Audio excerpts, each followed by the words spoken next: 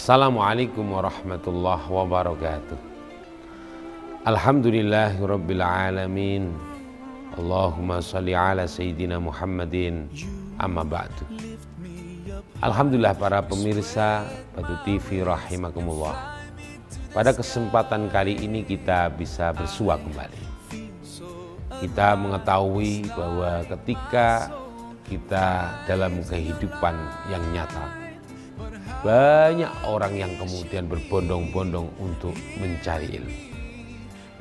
Tentunya dengan berbagai banyak niat yang ada dalam masing-masing pelaku pencari ilmu.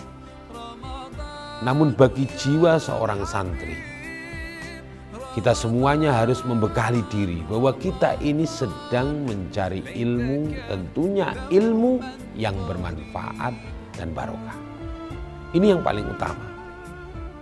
Karena dengan ilmu yang manfaat dan barokah ada keberkahan yang lebih luas yang bisa dinikmati oleh sekian banyak umat, sehingga kemudian ilmu itu akan terus menjadi jariah sampai orang yang mencari ilmu, mengamalkan ilmu itu kelak ketika wafat dia akan mendapatkan pahala.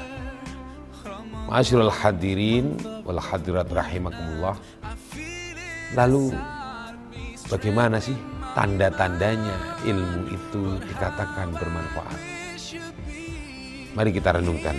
Tandanya itu pertama adalah semakin hari semakin bertakwa kepada Allah.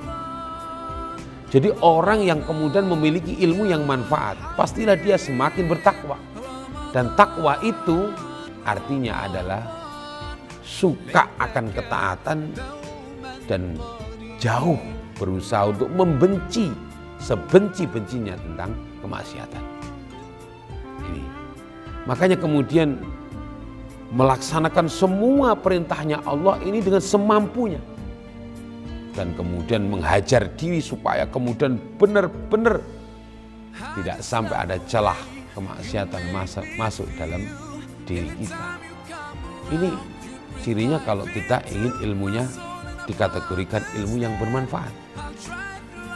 Maka ada hadis yang menyatakan ittaqillaha haitsuma kunta. Jadi itu ada pesan bagaimana ketika kita bertakwa bukan pada saat kita ramai dengan jamaah, dekat dengan jamaah, tetapi ketika di luar masjid, ketika di luar kita sendirian, kita harus juga bertakwa, merasa diawasi oleh Allah Subhanahu wa taala. Yang kedua, tandanya itu adalah semakin hari semakin tawadhu. Rendah hati bukan sombong. Ilmunya ilmu padi. Mendekati panen maka seperti halnya padi yang menunduk. Disitulah kemudian isinya adalah beras. Kenapa? Karena padi itu kalau menunduk itu isinya namanya gabah. Tapi kalau ndangak itu isinya namanya gabuk. Makanya kemudian ada ciri yang merunduk namanya tawadhu, yang ndangak namanya sombong. Nah itu kalau kepingin menjadi orang yang tawadhu, disitulah butuh yang namanya hati semakin hari semakin dicuci dengan istighfar, dicuci dengan zikir kepada Allah. Sehingga manakala dia tambah ilmu, dia akan menyatakan kullama zadani ilman zadani fahman bijahli. Jadi semakin bertambah ilmuku, semakin paham aku akan kebodohanku.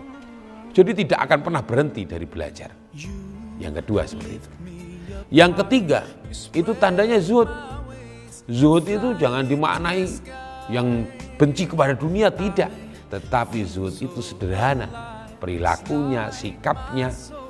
Dan itu ibaratnya begini, kalau zuhud itu ibaratnya seperti kita masuk ke kamar mandi, maka ketika kita mandi, kita pasti akan menggunakan air sesuai dengan kecukupan kita membuat mandi. Jadi secukupnya saja. Sebagaimana ketika kita diberi fasilitas oleh Allah di dunia ini lengkap, namun yang kita gunakan kan juga secukupnya. Masa kita dikasih mobil 15, lalu kemudian kita pakai semuanya? Kan tidak mungkin. Maksudnya dalam waktu yang bersamaan. Maka kita nikmati satu persatu dengan mengucapkan syukur alhamdulillah.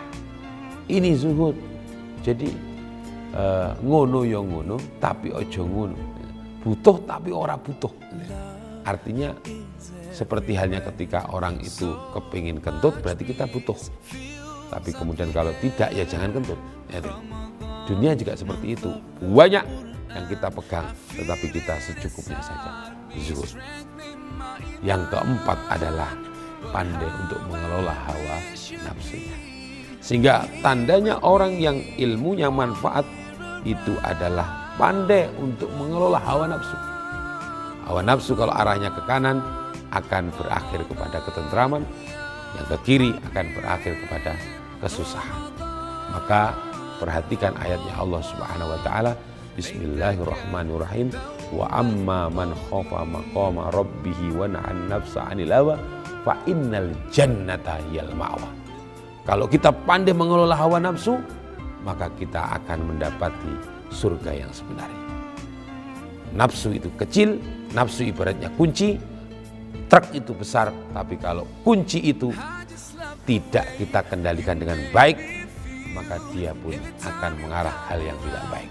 Maka kendalikan kunci, kendalikan nafsu, maka ketika kita itu menggerakkan tubuh, menggerakkan yang namanya dunia ini, nafsu kita benar-benar sudah mengarah kepada ketaatan.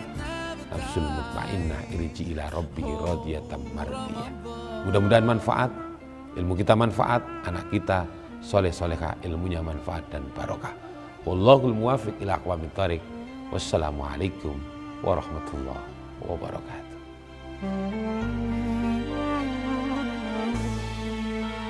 Ramadan